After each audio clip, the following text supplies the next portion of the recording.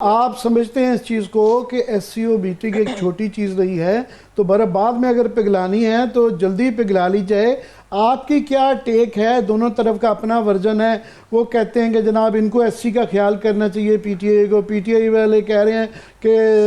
ہمیں سانو دتا کسی کے حساب بھگ رہے ہو کہ وہ ہمیں کیا ان ریٹرن آپ دیتے ہیں. So who's right and who's wrong?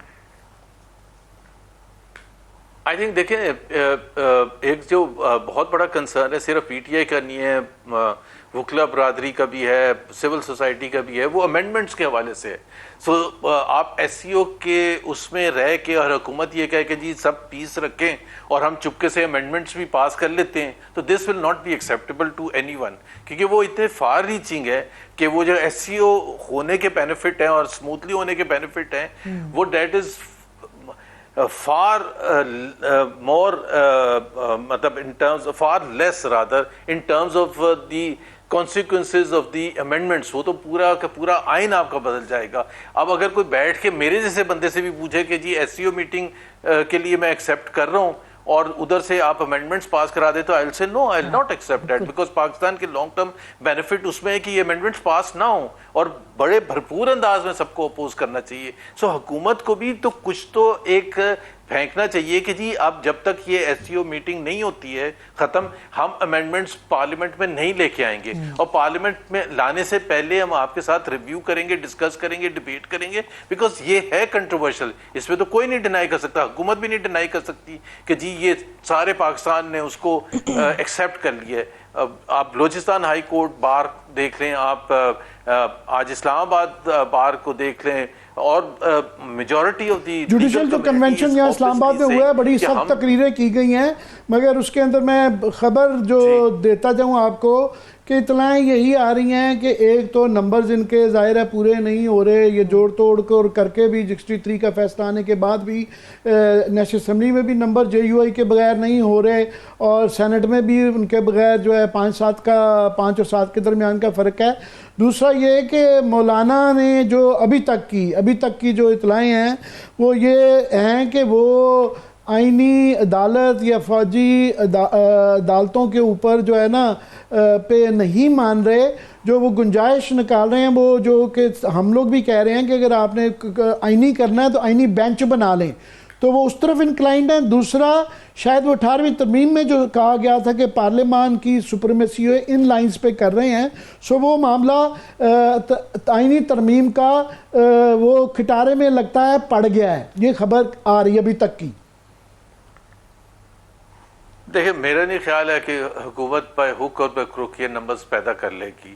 اور میں تو اس حد تک جا کے کہوں گا کہ وہاں نمبرز نہیں بھی ہوں گے نا تو اسپیکر یا چیئرمین کہہ دیں گے نمبر پورے ہو گئے, آپ کرتے رہیں لڑتے رہیں, نہیں جی یہاں سے تو صرف 40 لوگوں نے ووٹ ڈالا تھا. مطلب مجھے کوئی شک نہیں ہے اس میں کہ حکومت will go all the way because they can't afford the other scenario. They can't afford کہ جی فیڈرل کورٹ نہ بنے اور منصور علی شاہ چیف جسٹس بن جائیں اور پھر اس کے نمبر 2 منیب ہوں, اور پھر اس کے بعد بہت سے ججز جو ہیں وہ اس حکومت کے خلاف نہیں, وہ اپنے پوائنٹ آف پرنسپل پر کھڑے ہیں. سب سے پہلے تو وہ ریزرو سیٹس کے فیصلے کے حوالے سے, اور سب سے پہلے تو وہ جو دوسری پینڈنگ چیزیں اس کے حوالے سے, پھر ریکنسٹیٹیوٹ ہوگی وہ کمیٹی جو چیف جسٹس اور نمبر 2 اور نمبر 3 یا جو بھی ہوتے ہیں. تو میرا خیال ہے وہ حکومت افورڈ ہی نہیں کر سکتی. اس سے وہ ٹریبیونلز کے سلسلے میں جو ایشوز ہوں گے, جو الیکشن فیبری 2024 کے پینڈنگ پڑے ہوئے ہیں, کیا حکومت افورڈ کر سکتی ہے؟ کیا حکومت صحیح فیصلے ٹریبیونل کی طرف سے آنے کا افورڈ کر سکتی ہے؟ نہیں کر سکتی ہے. سو آئی تھنک ہمیں وہاں سے دیکھنا چاہیے کہ وہ جب یہ افورڈ کر ہی نہیں سکتے, وہ تو اگلے 4-4.5 سال کی بات نہیں کر رہے ہیں, وہ تو یہ بات کر رہے ہیں کہ پورا کا پورا حلیہ چینج کر دیں. اور میں تو بلکہ عامر اس حد تک مجھے شک ہے کہ اس کے بعد اگر امینڈمنٹس پاس ہو گئیں تو ایون جو 2024 کا ریگڈ الیکشن تھا نا وہ بھی ہم خواہش کریں گے اچھا ویسے ہی کروا دیں, کیونکہ وہ تو پھر یہ اسمبلی بیٹھ کے کچھ بھی کر سکتی ہے کہ جی پاکستان اس وقت افورڈ نہیں کر سکتا الیکشنز, آگے 2 سال تک نہیں ہوں گے, آپ کر لیں جو مرضی کر لیں. اس کو آپ نے اتنی پاورز دے دی ہوئی کہ وہ 2/3 ایک دفعہ ان کے پاس آ جائے تو وہ تو اتنے قانون چینج کریں گے کہ 1973 کانسٹیٹیوشن ایک خواب بن کے رہ جائے گا کہ وہ کیا تھا. اور میں یہ بھی یاد دلا دوں کہ وہ جو چارٹر آف ڈیموکریسی کا ذکر بار بار خاص طور پر بلاول کرتے ہیں, وہ چارٹر آف ڈیموکریسی کے دوسرے جو اسینشل چیزیں تھیں وہ اچھا یہ تو ایک لائن ہے کہ فیڈرل کورٹ اس میں یہ تو نہیں ڈیفائن کیا تھا کہ ریٹائرمنٹ ایج 68 ہوئے گی, قاضی فائز عیسیٰ ایک ہوں گے, وہ چیف جسٹس ہوں گے, اور یہ سپریم کورٹ ٹوتھلیس بنا دی جائے گی. اس میں تو انڈیپینڈنس آف میڈیا بھی ہے, اس میں independence of judiciary is at the heart of the charter of democracy. اس میں تو تمام چیزیں جو سویلین بالادستی کے جو وہ کانسیپٹ جو کہ میرے خیال ہے قائد اعظم کا تھا یا 1973 کانسٹیٹیوشن میں کہ every one will be subservient to the executive, چاہے وہ انٹیلیجنس ایجنسیز ہیں یا جو باقاعدہ ذکر کیا گیا ہے الیکٹورل پروسیس کی fairness, free fair and transparent election commission کے حوالے سے کہ کیسے وہ انڈیپینڈنٹ ہوگا, کوئی بھی چیز اس پر آپ یہ کہہ رہے ہیں بنیادی طور پہ زبیر کہ آپ یہ کہہ رہے ہیں کہ ان کا داؤ پہ اتنا کچھ ہے کہ تمام حکومت, تمام ہر چیز جو ہے مٹیریل اینڈ امٹیریل جو ہے سٹیک پہ ہے, وہ اس کے لیے کچھ بھی کرنے کے لیے تیار ہیں. یہ جو آپ نے کہا کہ گنتی نہیں بھی ہوگی تو وہ پوری کر دیں گے, اور اگر دماغ میں خلل ہو تو پھر میں اور آپ لڑتے رہیں گے, کہیں گے کہ ways and means can always be found out. اگر دماغ میں یہ خلل ہو, سوال یہ ہے کہ ان کے یہ تو ان کی وہ ہو گئی نا, مگر دوسری سائڈ پہ بھی اگر دیکھیں کہ ایک اتنی یہ جو 48 گھنٹے میں یہاں ہو گیا ہے کہ یہ اپنا نہیں کروا, آج وہ ایک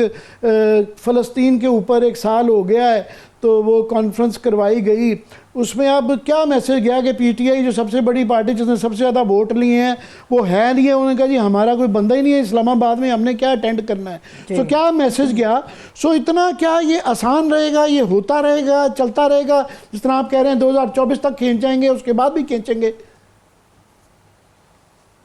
جی. دیکھیں بات یہ ہے کہ ایک تو حکومت کی گھبراہٹ جو ہے, ابھی تو وہ امینڈمنٹس پاس نہیں ہوئی. آپ یہ دیکھتے ہیں کہ جی جیسے ہی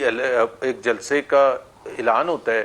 تو ہر انٹری پوائنٹ چوک کر دی جاتی ہے. یہ تو سب حکومت بھی نہیں ڈینائی کر سکتی. اتنے کنٹینرز لگاتے ہیں, it is known as the container city, چاہے وہ اسلام آباد ہو چاہے وہ لاہور ہو. سو جب آپ اتنا خوف, اور پھر صرف کنٹینرز نہیں لگاتے, پھر اس سے پہلے پکڑ دکڑ شروع ہوتی ہے, پھر ایف آئی آر کرتی ہیں, پھر ان کے اوپر کیسز بنتے ہیں. مطلب کسی پر 49 ایف آئی آرز پہلے ہیں, اب 50 بنا کے کیا کریں گے؟ جس طرح کے پی ہاؤس کو سیل کیا ہے کہ 2014 سے لیز اس کی وہ ہوئی بھی تھی. آئی مین یہ کب ہم ختم کریں گے یہ اس قسم کی بربریت یا اس قسم کے مذاکرہ خیز فیصلے جس کو پوری دنیا سنتی ہے؟ ہم پہلے سنتے تھے کہ جی وہ لوگوں کو ایوب خان کے زمانے میں ایسے ایسے کیسز میں پکڑ لیا جاتا تھا, لیکن یہ تو بالکل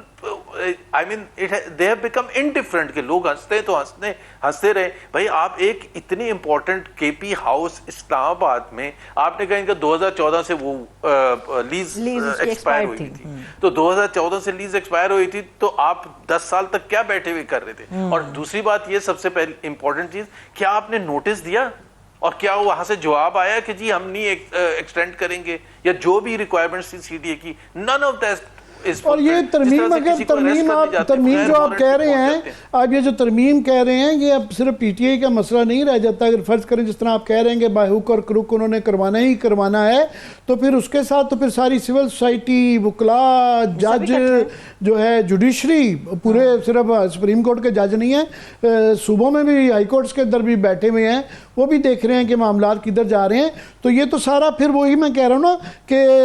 آل of this stacked against them, تو دوسری سائڈ پہ بھی اتنا ہی زور ہے, دوسری سائڈ کا آرگومنٹ. جی 90% میں نے جو